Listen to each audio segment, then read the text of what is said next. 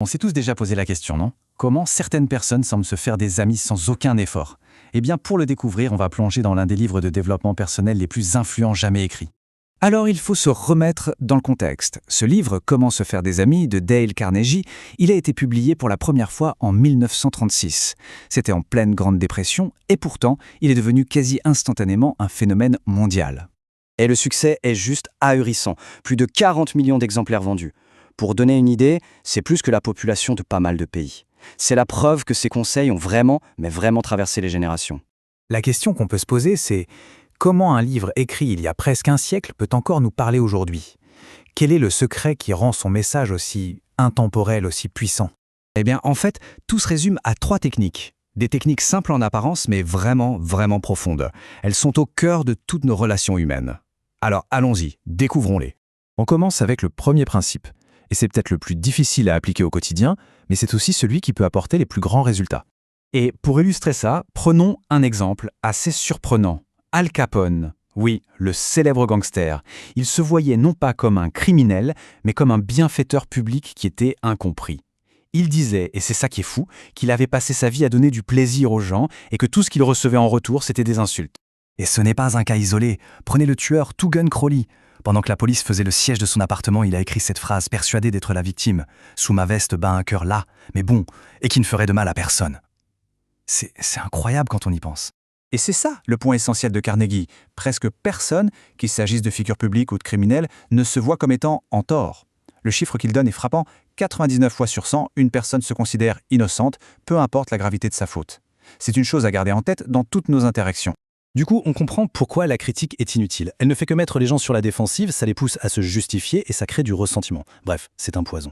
À l'inverse, si on essaie de comprendre, là, on ouvre une porte, on crée de la sympathie, de la tolérance, et c'est là qu'un changement positif peut arriver. Ce qui nous amène tout droit à la première règle fondamentale du livre, ne pas critiquer, ne pas condamner, ne pas se plaindre. Voilà, c'est le point de départ. Ok, donc on arrête de critiquer. Mais on fait quoi à la place? C'est là qu'on touche au grand secret des relations humaines. Une clé qui peut vraiment, vraiment tout changer. Pour Carnegie, il y a un besoin qui surpasse presque tous les autres, une fois qu'on a de quoi manger et un toit. C'est le désir profond, viscéral, de se sentir important. Il appelle ça la soif d'être apprécié. Et cette soif, eh bien, tout le monde la ressent. Tenez, l'industriel Charles Schwab, c'était l'un des tout premiers managers à gagner $1 million par an à l'époque, une fortune. Et il disait que sa plus grande compétence, son atout le plus précieux, c'était sa capacité à motiver les gens. Et sa méthode, c'était quoi? L'appréciation et l'encouragement. Mais attention, il y a une différence capitale à faire ici. On parle d'appréciation sincère, honnête, qui vient du cœur, pas de la flatterie bas de gamme, celle qui est égoïste, qui sonne faux. Carnegie dit que la flatterie vient des dents, alors que l'appréciation, elle, vient du cœur. Et ça se sent tout de suite. Ok, donc récapitulons. On ne critique plus. On commence à apprécier sincèrement. C'est déjà énorme. Mais il manque un troisième outil. Et celui-là, c'est peut-être le plus puissant de tous pour réellement avoir de l'influence.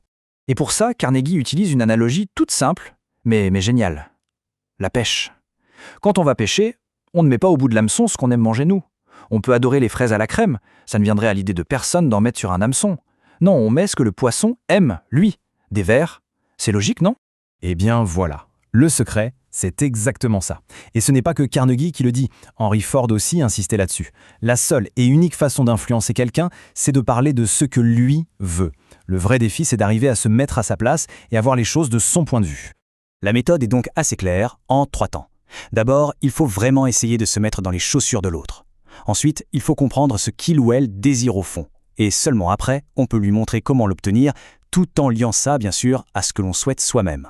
Bon, c'est le moment de mettre tout ça en musique. Faisons un petit récapitulatif rapide de ces 3 techniques fondamentales pour pouvoir commencer à les appliquer.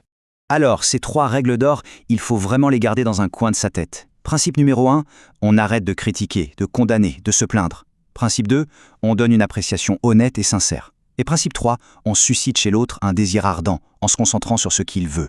Le truc, c'est que même en appliquant qu'un seul de ces principes, on peut déjà transformer complètement une interaction. Alors pour finir, une question à se poser, quelle est la conversation qui pourrait être changée pour le mieux en commençant dès aujourd'hui? La réponse pourrait bien avoir des effets surprenants.